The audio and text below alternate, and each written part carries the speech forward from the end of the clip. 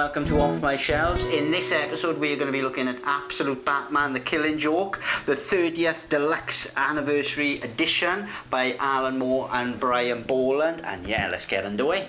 And first and foremost, Absolute Batman, The Killing Joke is probably one of the best value absolutes you're gonna get, really. It's very cheap. You can normally pick it up for somewhere between £20 and £30, really. Comes in a wonderful slipcase with amazing Brian Bolland art on the front and the reverse. The reverse image actually puts the fear into my daughter, so I have to hide this whenever I get her out to read it because she hates it.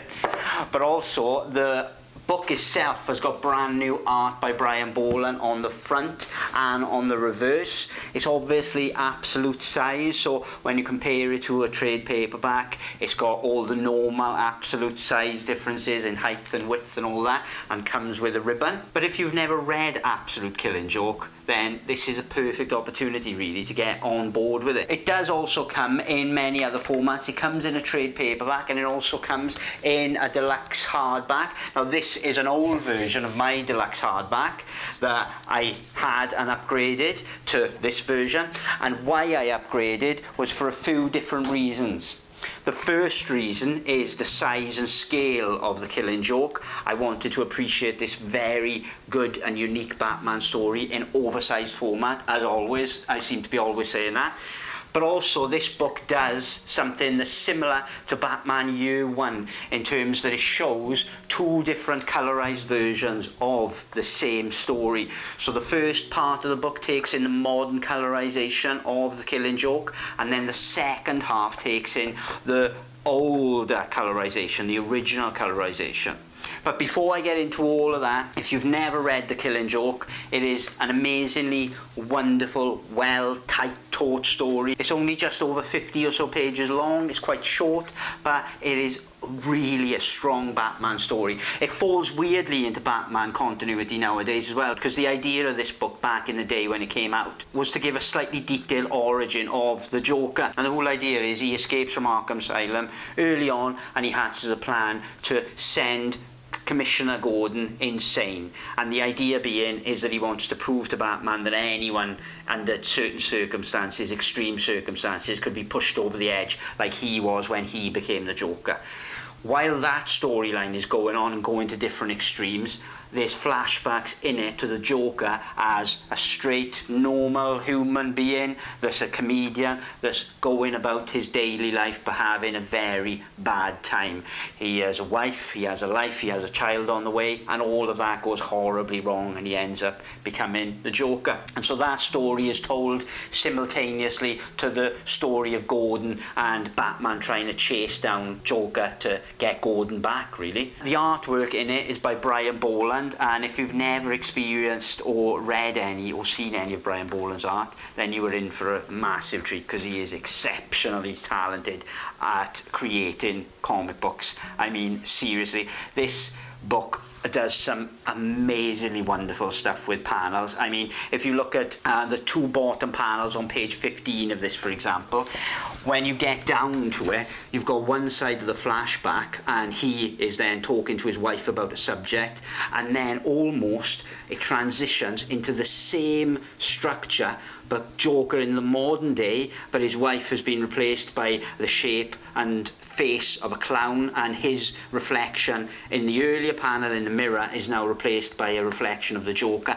And that type of transition, that movie cinematic like transition, just shows you how skilled he is and how much attention to detail he puts into his artwork. And the same can be said in a few different points in this book, really. And again later on in the book, when he's trying his best to send Commissioner Gordon totally crazy, at the end of his personal story, where he finally goes totally crazy and he's pushed to certain lengths in his original kind of form as this nameless comedian back whenever this happened.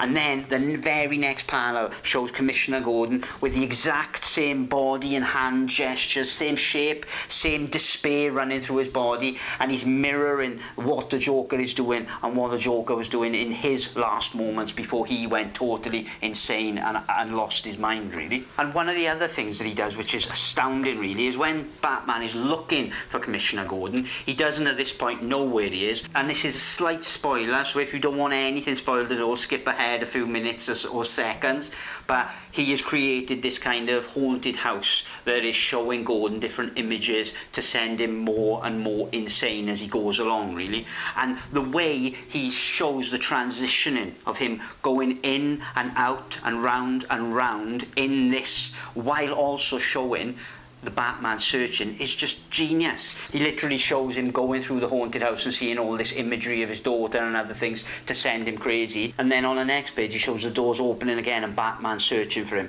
Then again the doors opening again and Batman searching for him. Then again the doors opening and Batman searching. It's just a wonderful way of showing you that he's been in and out and in and out, and it continues on to the next page as well.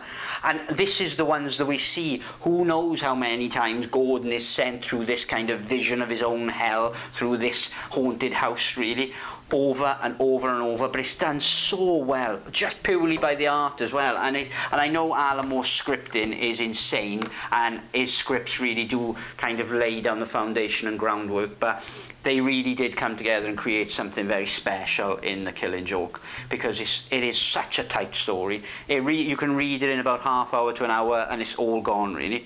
But one of the other main reasons I wanted this version as well is for the original coloured version of the book. And they went to the same levels, which I very much appreciate, really, as they did in the Year One Absolute, where they used old stock paper, so even the colour captured on the paper is the original style of paper they used.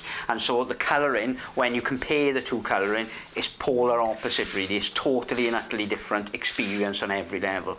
And for my money, personal preference, I prefer the original colouring, just because it has got that very much kind of pulpy feel to it. And when you go through the original colour version, you get all the same book, exactly the same text, exactly the same images, exactly the same kind of flashbacks. But the flashbacks, the colorization of the flashbacks is interesting, because there's far more colour used in the colorization of the flashbacks than there is in the modern day colour version.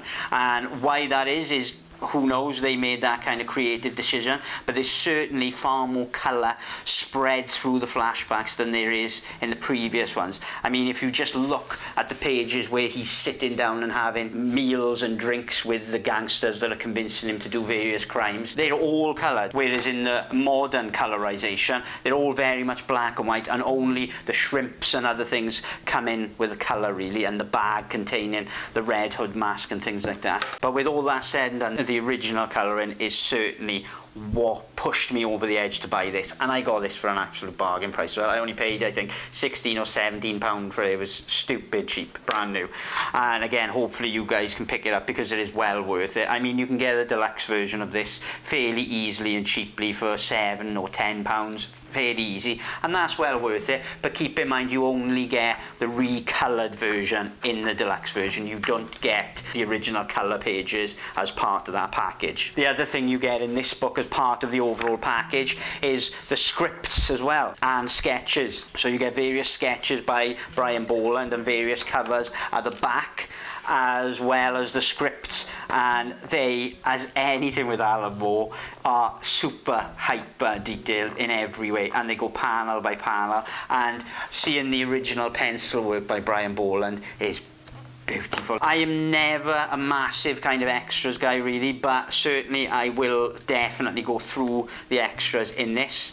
It also has a few pages at the back where it gives you some spread pages of the Joker, and it gives you a bit of the Joker backstory and history, but it also gives you a short version of a comic that Brian Bolland and Mark Waid put together, which is essentially the origin of the Joker. If you haven't read Absolute Killing Joke at all, then it is, honestly, I can't big it up enough. It's one of the best known and greatest graphic novels, really, for a reason. And to get to the standards that it has got, being just 50 or so pages long, should tell you all you need to know about the quality of the story and the quality of the art. But thank you very much for watching anyway. I hope you've enjoyed having a look at Absolute Killing Joke by Alan Moore and Brian Bolland, and I'll catch you on the next one.